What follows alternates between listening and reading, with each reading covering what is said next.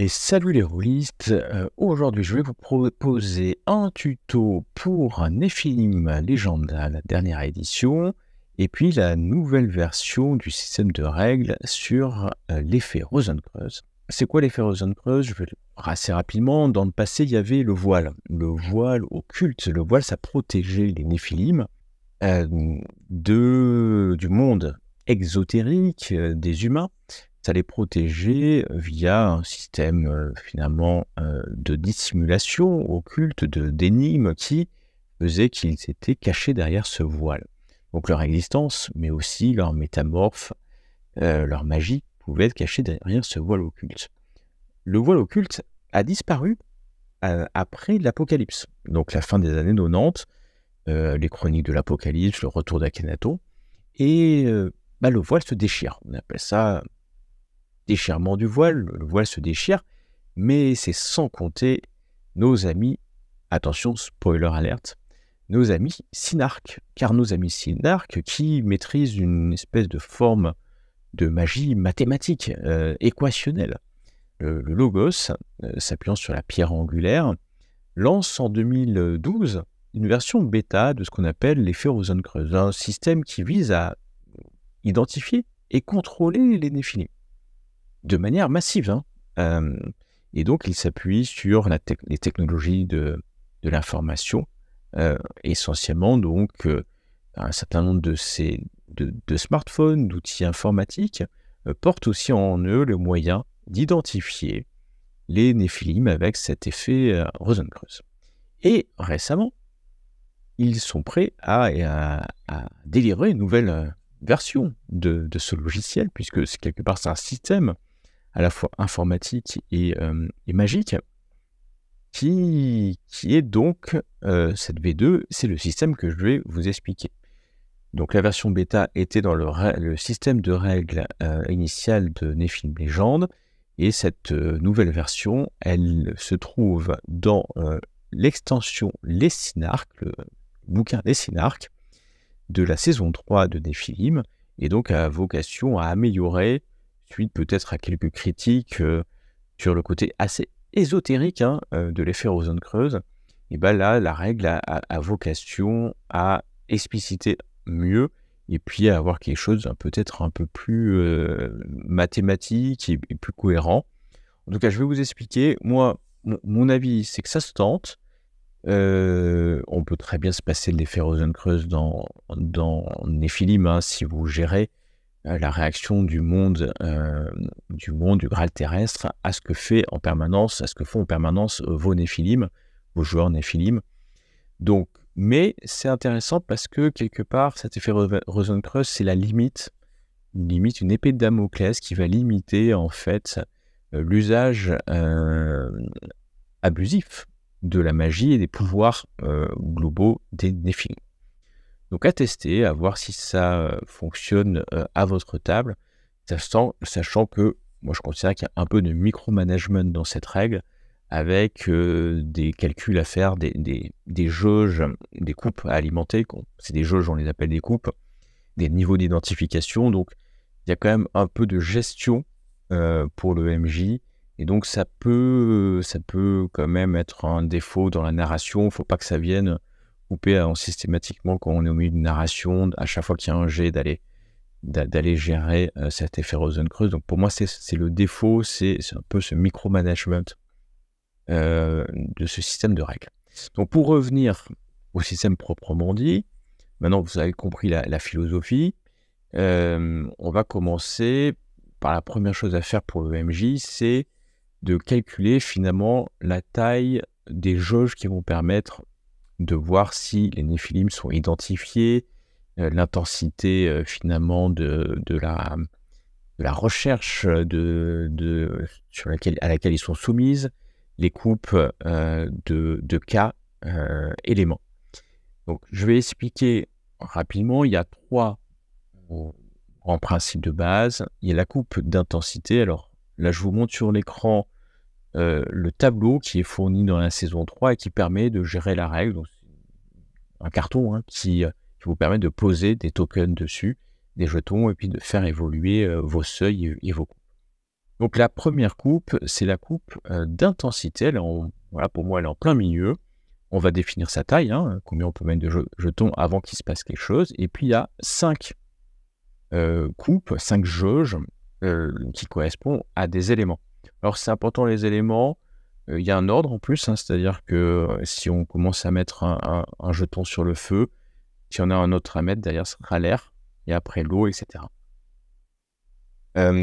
Donc ça c'est le cœur, hein, du système, des tokens, et à chaque fois qu'il y aura des actions, je vous expliquerai si ça déclenche ou ça ne déclenche pas, l'alimentation des coupes, à chaque fois qu'il y aura des actions des Néphilim, et ça viendra rajouter un token ici, un jeton. Bien entendu, il y a des seuils d'identification, c'est-à-dire qu'au tout début d'un scénario, les Néphilim ne sont pas aussi identifiés que quand ils auront passé plusieurs scénarios ou plusieurs actions très visibles où ils seront plus identifiés. Donc, on a ce qu'on appelle un niveau d'identification qui va de élémentaire à individuel. Et donc, je vais commencer par expliquer comment, en fait, le MJ, au début, va se dire « je veux avoir la taille de mes jauges ». Il faut bien avoir conscience que plus la jauge va être petite, ou les coupes vont être petites, plus rapidement, l'effet Rosenkreuz va avoir une réaction sur les PG. Donc, pour cela, moi, je peux vous donner un exemple. Il y a la table de calcul des seuils. La table de calcul des seuils, ces seuils, en fait, c'est la taille des coupes. Hein.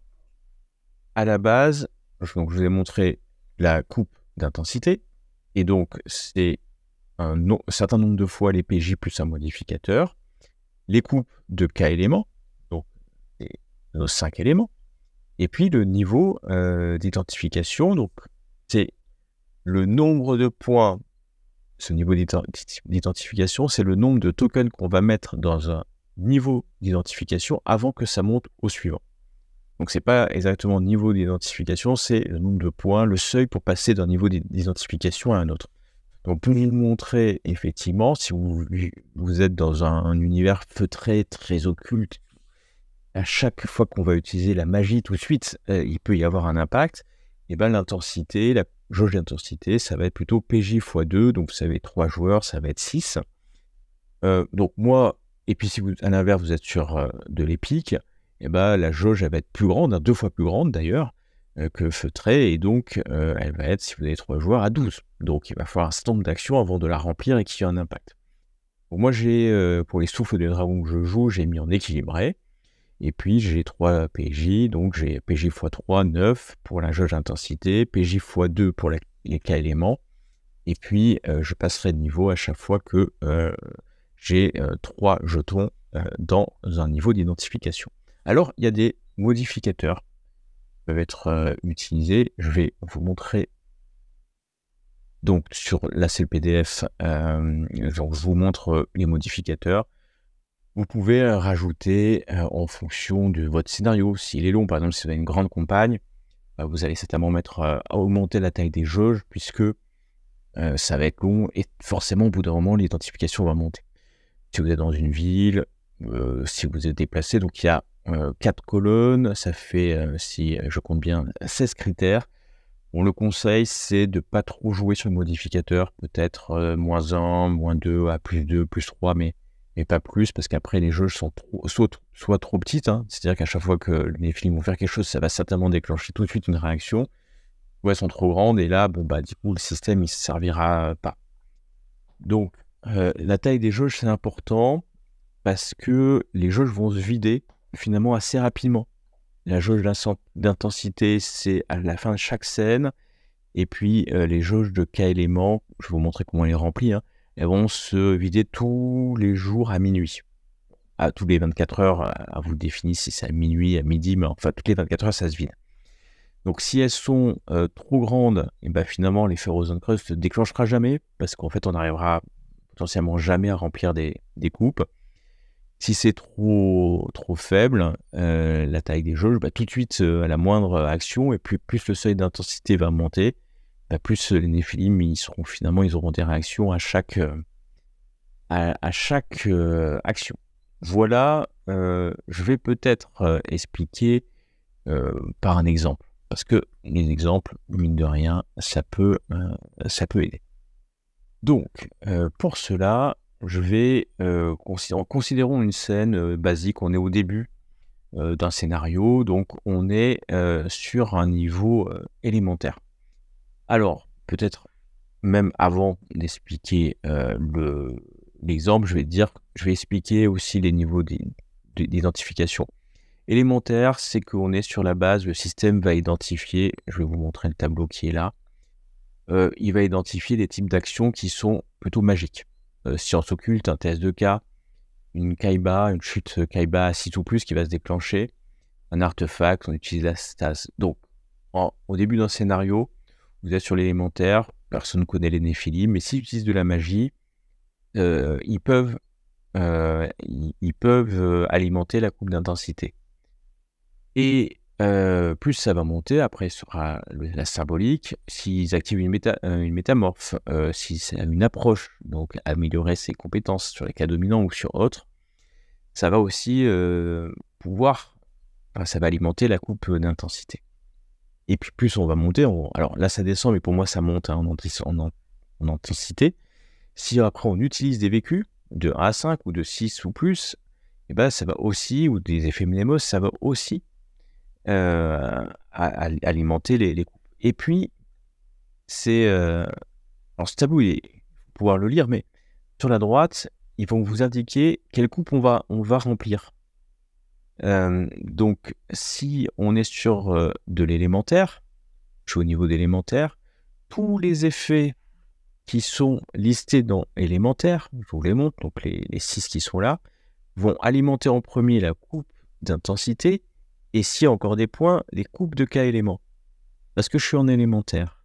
Mais en revanche, si j'utilise des actions qui ne seraient détectées qu'au niveau symbolique, mais que je suis au niveau élémentaire, donc c'est-à-dire, pour un exemple, je suis au niveau d'identification élémentaire, on connaît peu mes Néphilim, et j'utilise une approche. En fait, quand je suis au niveau élémentaire, je ne vais pas alimenter la coupe d'intensité, mais la coupe de cas éléments. Et pareil pour l'historique. Donc, en fait, à chaque fois, même quand je suis en élémentaire, je vais alimenter des coupes, mais en fait, la différence, c'est que la coupe d'intensité va être alimentée que si on utilise une action qui est détectable à ce niveau d'intensité. Moi, je me comprends, j'espère que vous me suivez, ce tableau n'est pas facile à lire, mais je vais faire un exemple. Comme ça, peut-être avec l'exemple, ça va être plus clair. Et puis, d'ailleurs, n'hésitez pas, si j'ai faux, vous mettez en commentaire que j'ai rien compris. C'est bien possible, Néphilim est un jeu d'occulte contemporain, et peut-être est-ce un complot que je vous explique quelque chose de faux pour que vous ne trouviez jamais ce que c'est l'effet Ozone Creuse. Mais maintenant, je vais quand même utiliser mon exemple. Donc, on va dire que Orishas, qui est un PJ plutôt guerrier, va essayer d'infiltrer au début d'une campagne une commanderie templière. Alors, comme je suis au niveau élémentaire, je reviens sur le niveau élémentaire, je sais que chaque action, qu'elle soit, qu'il va faire, utilisation de vécu, de magie, va alimenter des coupes, mais ça ne va pas être les mêmes. Donc, comme je suis au niveau élémentaire, je vais commencer au début, il va essayer d'escalader un mur, et puis pour ça, il va utiliser peut-être son vécu de Néphilim. Hop, vécu de Néphilim. Je vais dans la table, je sais que c'est une action qui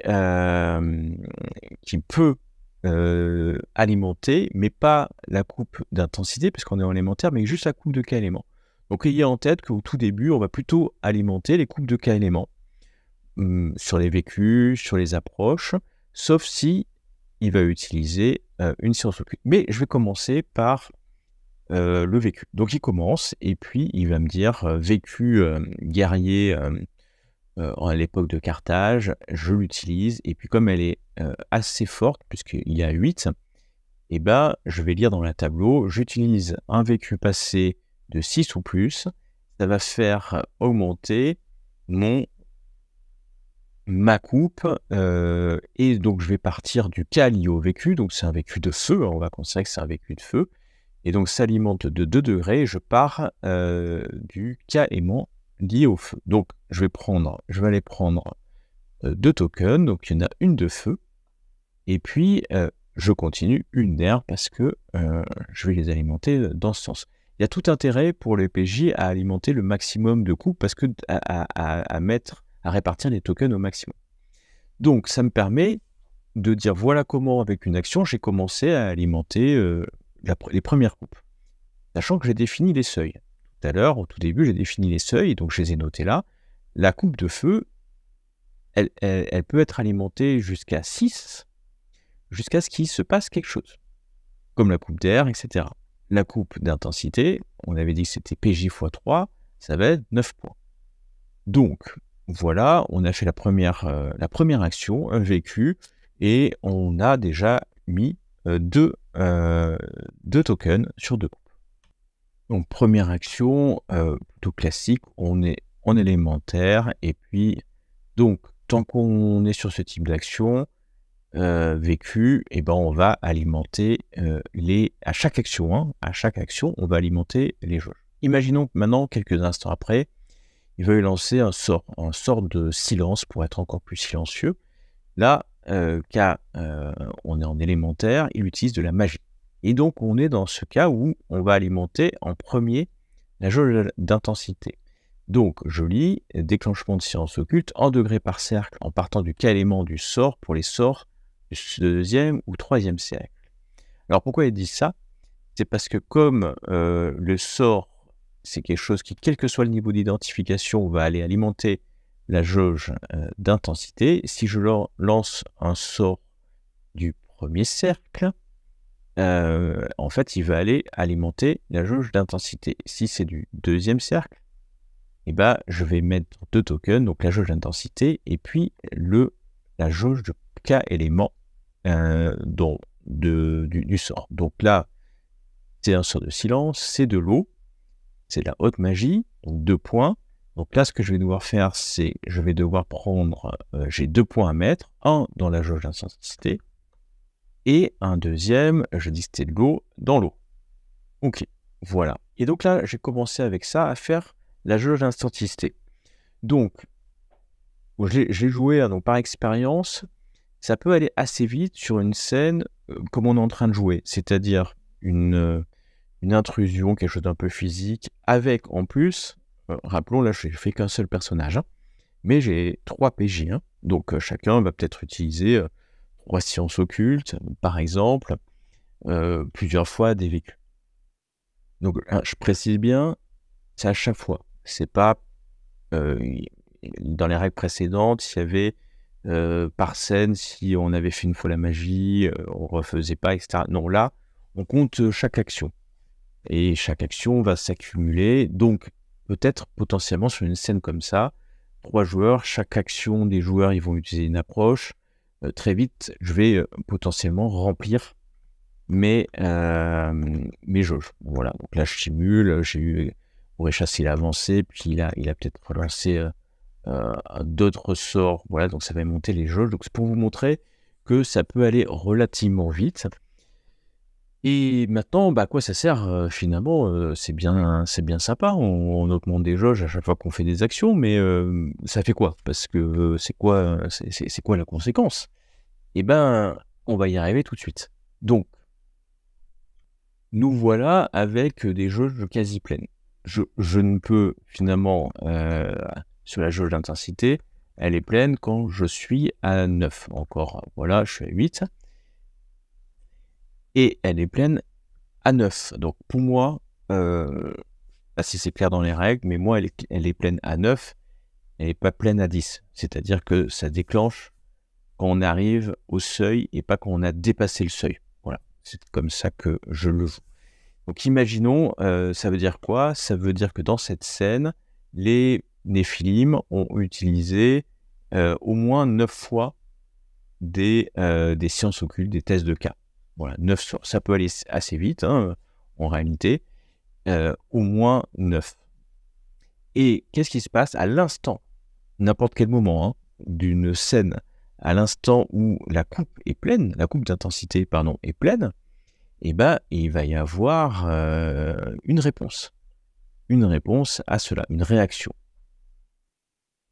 Cette réaction, il y a un tableau qui permet d'avoir des thématiques et qui va vous permettre de choisir les réactions. Alors, on conseille de choisir, de pré-choisir un peu les réactions, pas qu'il y en ait 50 et qu'à chaque fois, en fait, on se pose la question, quelle réaction je vais prendre. La réaction, au moment où ça va se déclencher, elle va durer 1 semaine. Alors, c'est soit 1 semaine, vous faites 1 semaine, soit vous faites du dimanche au dimanche si vous avez un calendrier précis. Donc cette réaction, finalement, elle va se créer, elle peut même varier en puissance. Imaginons que, en plus, on continue finalement à remplir la courbe d'intensité. Donc, imaginons c'est pas 9, mais c'est 18 points parce que même s'il y a eu une réaction, il continue finalement à utiliser dans cette scène la magie et donc on conseille de faire durer la réaction plus longtemps. Voilà, c'est quand même un effet au fait qu'il surabuse sur la scène. Donc là, moi j'ai présélectionné par exemple limite du pentacle, la thématique, et puis je vais dire, on est au début, l'équation, le système va leur bloquer la vision K pendant 1 semaine.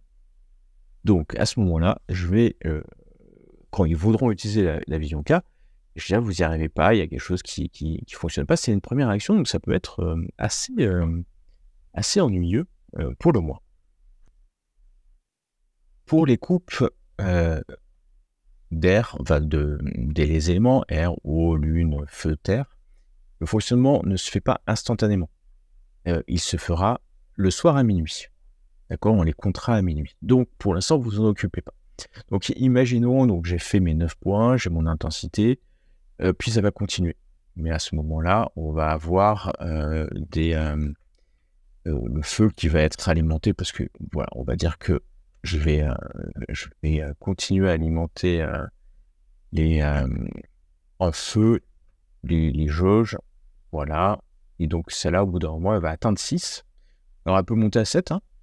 Voilà, il n'y a pas de sujet avec ça. Elle peut monter à 7, elle peut monter même à plus. Quelque part, il n'y a pas de limite.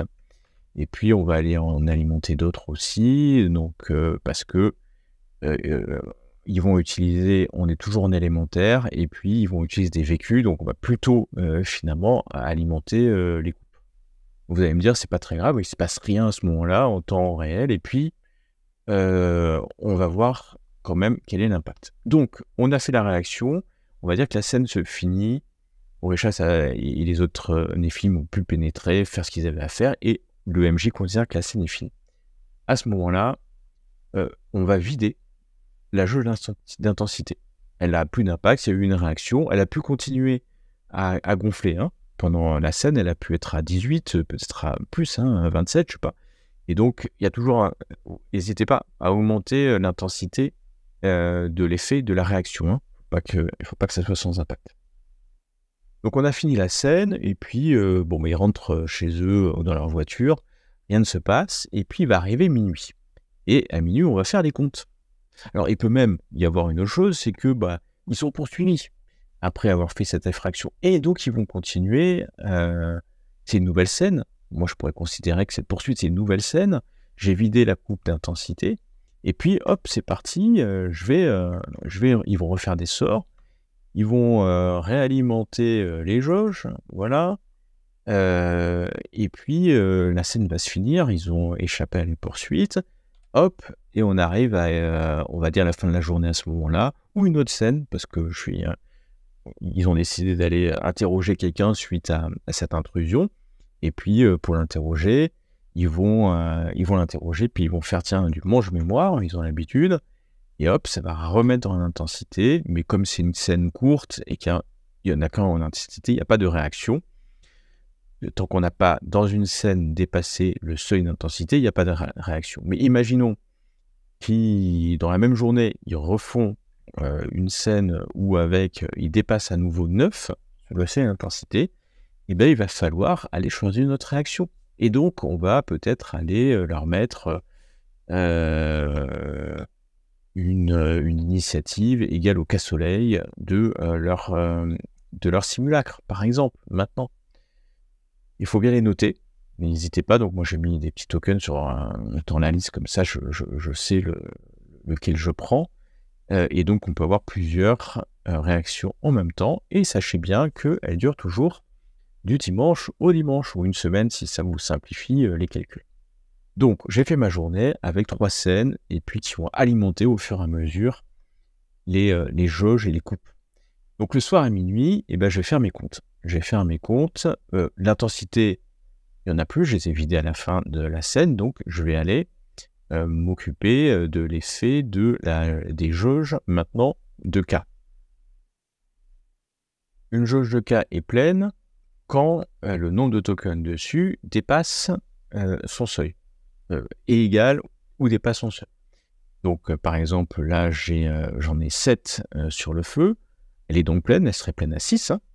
Et donc qu'est-ce qui se passe quand une coupe de K est pleine? On va augmenter le niveau d'identification actuel. Donc, et ça c'est aussi important, je aime bien prendre ces tokens-là. J'ai une jauge qui est pleine, je vais rajouter un token au niveau élémentaire, et donc, oubliez, je vous rappelle, le seuil c'est 3. Donc, quand j'aurai 3 à minuit, 3 coupes de K éléments pleines, je vais mettre 3 tokens dans le niveau élémentaire, ça arrivera au seuil, et quand ça arrive au seuil, le niveau d'identification est dépassé, le seuil du niveau d'identification est dépassé, alors le niveau d'identification change immédiatement, et ça prendra effet la scène suivante, hein, le jour d'après. Une petite limite, c'est que si vous avez 6 jauges qui sont pleines, en fait, dans mon cas, parce que le seuil c'est 3, si vous avez 6 jauges, alors ce qui n'est pas possible parce qu'il n'y en a que 5 dans le cas élément, mais vous pouvez, dans mon cas où c'est pas possible, mais si le seuil c'est 2 par exemple, vous ne pouvez pas en une seule journée monter de 2 niveaux. Voilà, c'est la petite limite. Un seul changement de niveau est possible par jour. Et donc, on va perdre les degrés supérieurs. Par exemple, là, si j'en avais 7 sur la jauge de feu, le 7e, en fait, compte pour rien. Je jetterai à minuit. Voilà. Donc, dans mon cas, si ils ont beaucoup abusé, on peut imaginer que j'ai 3 jauges de cas qui sont à 6. Et en une journée, ils vont monter le seuil d'identification. Alors, à vous de voir, parce que la règle, elle a peut-être pas une précision énorme sur une chose. Et alors ils disent que c'est le seuil dépassé. Donc le seuil dépassé, pour moi mathématiquement, c'est le seuil ou plus. Donc je considère qu'à 3, je passe au niveau supérieur. C'est-à-dire de l'élémentaire symbolique dans mon cas. Mais peut-être que dépasser, ça veut dire qu'il faut être à 4.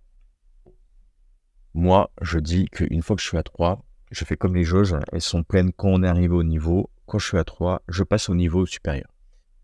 Donc, une bonne journée où il y a eu pas mal d'intrusions, des poursuites, ils ont abusé de la magie, je peux, vu que les jauges de cas se vident à minuit, je peux passer d'un niveau d'identification. Quelle est la conséquence à ce moment-là? Je reviens sur mon tableau, j'ai des actions en plus qui vont compter directement dans l'intensité. C'est-à-dire que quand j'étais en élémentaire, c'était que l'utilisation de la magie qui pouvait remplir la coupe d'intensité. Et maintenant, chaque approche, chaque activation du métamorphe va pouvoir mettre intensité. Donc j'ai plus de chances d'avoir une réaction. Je vais avoir plus de chances d'avoir une réaction. Par contre, effectivement, j'allais montrer un peu moins les coupes de K éléments, puisque je vais, un peu moins. Je vais les alimenter avec ces métamorphes. Au lieu d'alimenter la coupe de K éléments quand j'étais en élémentaire, je commencerai par mettre alimenter la coupe d'intensité, puis la coupe de K éléments. Donc, le système dit que plus le seuil d'identification, le niveau d'identification est haut, symbolique, historique, etc., plus j'ai des chances finalement d'avoir une réaction du système contre le Néphilim. Voilà comment ça fonctionne, et donc je ne vais pas le faire sur chaque niveau, c'est itératif, hein, donc imaginons que maintenant je suis, hop, je vais considérer que j'ai rempli mon symbolique et donc que je vais passer à l'historique. Maintenant, donc tous les vécus vont générer des points dans la jauge d'intensité, puis ensuite dans la jauge de Kalim. Ça va monter comme ça, donc et il est conscient que ça peut, si les Néphilim abusent, ça peut monter vite. L'idée, c'est de limiter l'intensité pendant une scène, parce que autrement l'intensité, il y aura une réaction. Et puis l'idée aussi, c'est dans une journée, essayer de ne pas remplir toutes les coupes, pour pas que le soir, ça se déclenche. Alors, il est dit que seul le MJ connaît les seuils. Bon, donc les joueurs ne savent pas forcément à quel moment ça se déclenche. J'imagine que les seuils, ils ne vont pas bouger pendant toute la scénario de la campagne. Au bout de 2 jours où ils ont monté, ils vont vite se rendre compte qu'ils ont dépassé ou pas le seuil. Bon, moi, j'ai plutôt tendance à dire, soyons honnêtes avec les joueurs. Les joueurs, c'est pas les Néphilim. Et puis, ils peuvent connaître les seuils. Et je conseille aussi de faire alimenter les jauges par les joueurs qui connaissent les règles. Parce que, pauvre MJ, si à chaque action, vous devez compter et alimenter vous-même, c'est peut-être compliqué. Enfin, moi, je conseille que le joueur le fasse. S'ils connaissent la règle, finalement, une fois que chaque joueur connaît la règle, ils font leur action, ils rajoutent les tokens qui vont bien. Puis en plus, ça fait un petit côté de mise, hein, de pression pour eux. Vous, en MV, vous n'avez pas à la gérer. Vous avez juste, pendant une scène, quelque part, à vérifier que le seuil d'intensité n'est pas dépassé. C'est la seule chose que en temps réel, vous avez à faire. Et tous les jours de jeu à minuit, vous devez compter ce qu'il y a dans les jauges de cas. Donc, ça peut simplifier cette répartition des tâches, la gestion du système. Donc, on est monté comme ça, on a fait monter, les scénarios sont passés les uns après les autres, puis un jour, on va arriver à dépasser l'historique et arriver au niveau, ce qu'on appelle individuel. Et donc, le système, à ce moment-là, a identifié les Néphilim. Il peut y avoir plusieurs réactions en cours, mais voilà, c'est indépendant, hein, les réactions de ce niveau d'identification, parce que les réactions ont pu s'arrêter, hein, et des semaines ont pu passer. Et puis, on arrive au niveau individuel. Alors, le système va changer à ce moment-là. Les 2 types de coupes vont disparaître. Et on va arriver à une coupe par joueur. Alors, ça là, c'est différent. On ne va plus utiliser une coupe de groupe, mais on va utiliser une seule coupe par joueur. Et les actions de chaque joueur sont comptabilisées en intégralité dans sa propre coupe. Donc, par exemple, une action qui est de haute magie qui va aller elle va ajouter 2 degrés dans la coupe de ce joueur, hein. Donc, c'est bien individuel. Donc, si vous avez 3 joueurs, vous avez 3 coupes qui passent se remplir. La coupe, elle se joue par scène. C'est comme la coupe d'intensité, hein. Elle se joue par scène. Elle est vide au début, hein. Et puis, on voit à la fin à quel moment on va atteindre le seuil. D'accord ? Et si la coupe est pleine à la fin d'une scène, donc c'est comme la coupe d'intensité, hein, il y aura une réaction individuelle qui se déclenchera et qui s'appliquera qu'aux joueurs concernés. Donc, on va arriver à dégrouper finalement les ferrozones creuses. Et si la coupe n'est pas pleine, elle est vidée sans conséquence. Donc, quand vous êtes au niveau individuel, chaque joueur va prendre la responsabilité de ce qu'il fait, puisque ça ne l'impactera que lui. Voilà. Les réactions individuelles ne sont pas exactement celles que je vous ai montrées pour les réactions de groupe. D'accord ? Il y a une liste spécifique de réactions individuelles. Ça dure pareil, hein, une semaine, de dimanche à dimanche. Mais là, on a des réactions. Alors, s'il y a des joueurs qui regardent, je ne vais pas les lire parce qu'il y en a quelques-unes, mais imaginez que c'est un peu plus brutal que les réactions de groupe. Je vais en prendre une. Allez, j'en prends une pour montrer. C'est dénonciation à l'arcane de la justice avec un dossier complet et des preuves. Donc, c'est violent. Puis c'est assez roleplay parce que ça va permettre peut-être d'amener quelque chose de plus dans le jeu. il y a une liste, je la partage pas comme ça, si vous pourrez la découvrir. Elle est pas en forme de tableau, elle est dans le texte, hein, celle-là.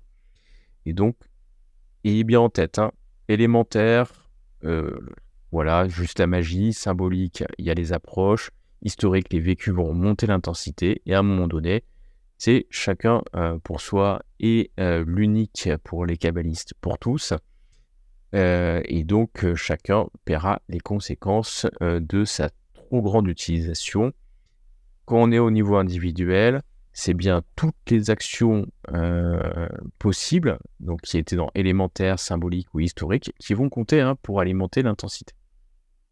Voilà pour comment je alimente et comment je monte ce seuil, comment je déclenche des réactions qui vont s'appliquer au groupe et qui vont limiter hein, quelque part la puissance du groupe, et comment à un moment donné ça va impacter chaque personnage individuellement. Donc là j'ai expliqué finalement, Kylian, tu nous bien sympa, tu nous as bien pourri la vie des joueurs, mais est-ce qu'ils peuvent faire quelque chose? Parce que voilà, c'est un peu implacable, quelle est finalement l'agentivité des joueurs sur ce système? Et donc, je n'ai pas parlé de ce qu'on appelle le point de diversion. Dans le tableau, c'est en haut à gauche. Voilà, il y a des points de diversion. Parce que, quelque part, on va donner l'opportunité au PJ d'avoir des actions qui vont parasiter quelque part le système d'identification.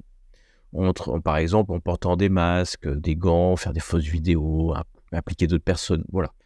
C'est pas forcément des choses qui vont être jouées en jeu, mais ces points d'action, ces actions vont représenter cela. Ça va mélanger les résultats des algorithmes et ça s'appelle la diversion. Donc, soit c'est lié directement aux actions des PJ, c'est-à-dire que les joueurs vont être imaginatifs et puis on va leur donner des points de diversion, voilà, et des degrés ou des points de diversion. Voilà, moi j'en donne, hein, soit il y a d'autres manières, comme utiliser les simulacres. Par exemple, si les Néphilim se limitent exclusivement à l'utilisation des ressources de leur simulacre durant toute une scène, ils peuvent gagner 1 degré de diversion. Donc, c'est un peu quelque chose qui est... moi, j'utilise, le MJ va me donner des points de diversion. Donc, c'est un pool de groupe 1, les points de diversion. Il appartient finalement à l'ensemble du groupe. Si on utilise la fraternité, donc on va utiliser cette notion de fraternité qui est expliquée dans le système de règles, et ben on obtient 1 degré de diversion tous les 2 degrés de fraternité par scénario. Donc par exemple dans le Souffle du Dragon, il y a plusieurs scénarios, donc moi à chaque début, comme ils ont une fraternité, hop, je donne 1 degré de diversion.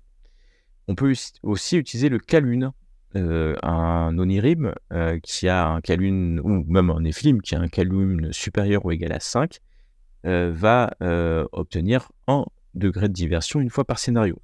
Donc voilà, je donne au début pour quelqu'un qui a plus de 5. Mais à quoi ça sert finalement les degrés de diversion? Pour 1 degré, 1 point de diversion, eh ben, on va pouvoir mixer les tokens qui sont dans une coupe de K-éléments et les redistribuer un par un dans les coupes de K-éléments, en commençant par le K-élément qu'il a vidé, mais là, dans la direction de son choix. Et en jetant le dernier degré, il disparaît des compteurs. Je vais prendre un exemple hein, pour expliquer un peu, parce que donc j'ai fait 2 scènes dans ma journée, il est bientôt minuit, mais je vais utiliser un point de diversion parce que je vais considérer que je ne veux pas avoir mon seuil qui augmente, et je sais que, par exemple, j'ai ma coupe de K-feu, elle est à 6, et je ne veux pas.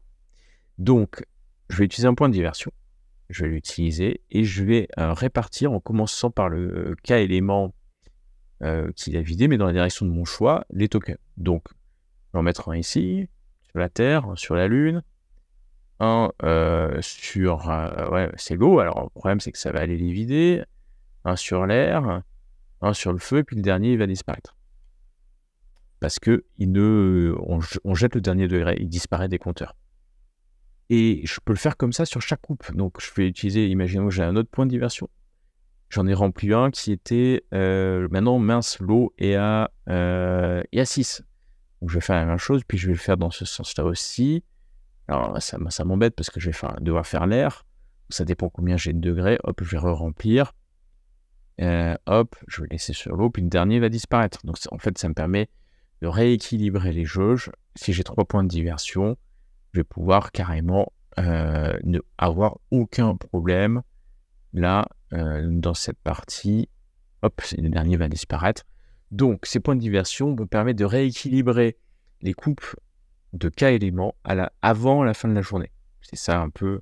Et donc, ne pas faire monter le seuil du niveau d'identification et donc ne pas changer de niveau d'identification potentiellement.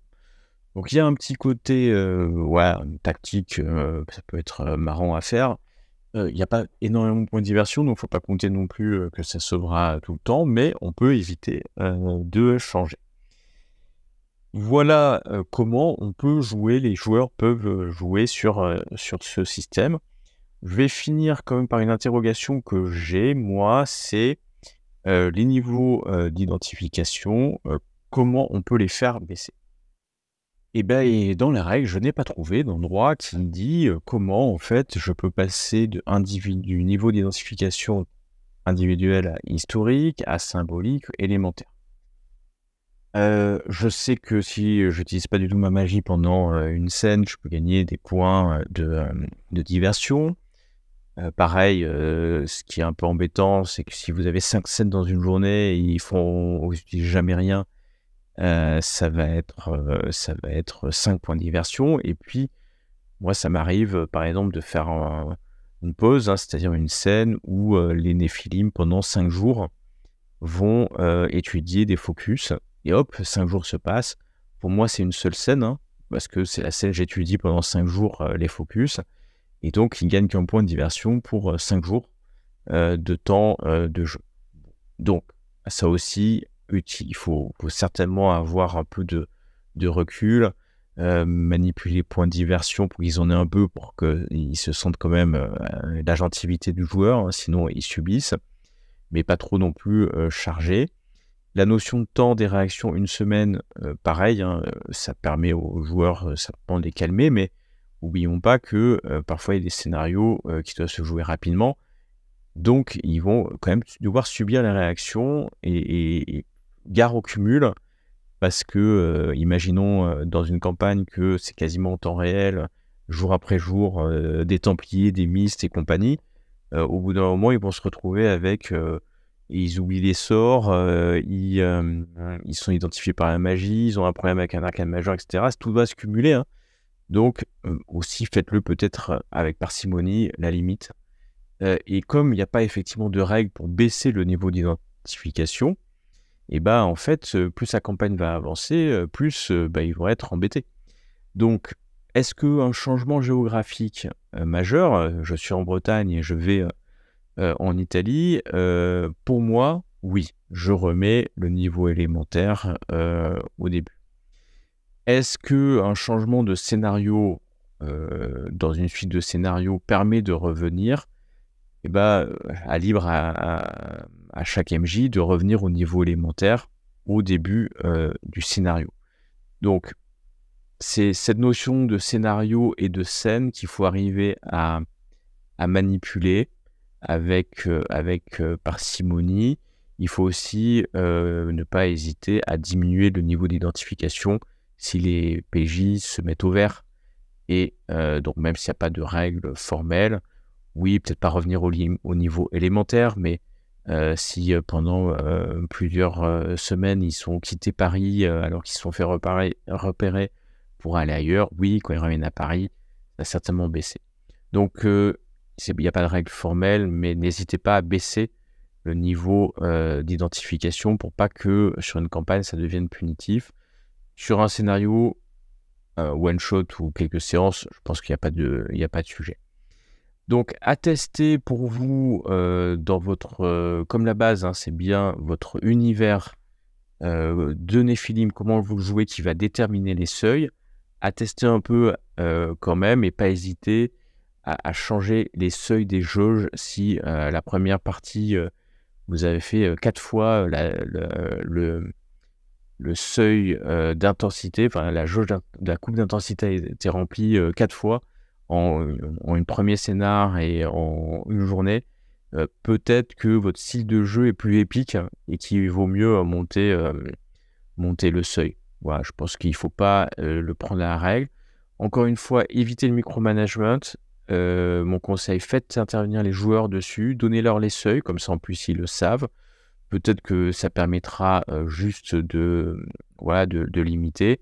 Et puis, utilisez le système que si dans un scénario vous y trouvez un intérêt, parce que honnêtement, autrement, bon, sur un scénario one-shot, ce qui n'est pas, Nephilim, c'est pas forcément un jeu énormément de one-shot, mais ça va être peut-être plus embêtant sur un one-shot qu'autre chose. Je sais que sur une partie d'initiation à Nephilim, je n'utiliserai jamais ce système, hein. Voilà, autant le faire comme ça en narratif. Sur une campagne, par contre, ça peut faire monter une tension et montrer aux joueurs qu'il y a un impact et qu'au fur et à mesure, ça monte. N'hésitez pas aussi, moi je vais le faire, de bien montrer à quel niveau d'identification le groupe est. Voilà, j'ai pu oublier des choses, j'ai pu me tromper, donc vous faites un commentaire en disant, gentiment quand même, que j'ai faux, je prendrai avec plaisir, je ferai un erratum, bien sûr, et puis surtout, amusez-vous bien, faites-vous plaisir, c'est surtout le sens de ce jeu, faites-vous plaisir, utilisez la règle que si ça vous plaît. À bientôt les amis, à bientôt.